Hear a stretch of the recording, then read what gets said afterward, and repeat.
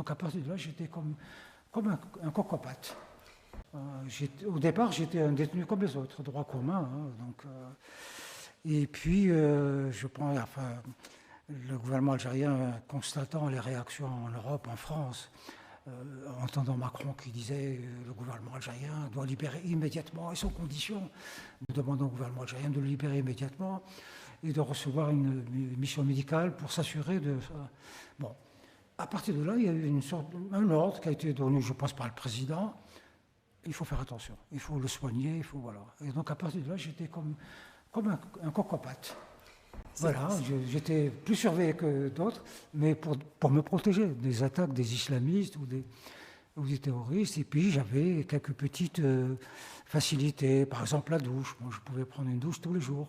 Pour les prisonniers, c'est une douche tous les 10 jours, 5 minutes, montre en main. C'est-à-dire il faut 2 minutes pour se déshabiller, 1 minute il rentre sous le jet, et il ressort 2 minutes pour s'habiller. Terminé. Mais donc vous avez aussi tenu en lisant ces livres, même s'ils étaient mités, même si certaines pages manquaient, vous avez relu Hugo, Monterland, Maupassant pendant cette année de détention? J'ai découvert cette chose terrible en prison, c'est que notre mémoire se vide.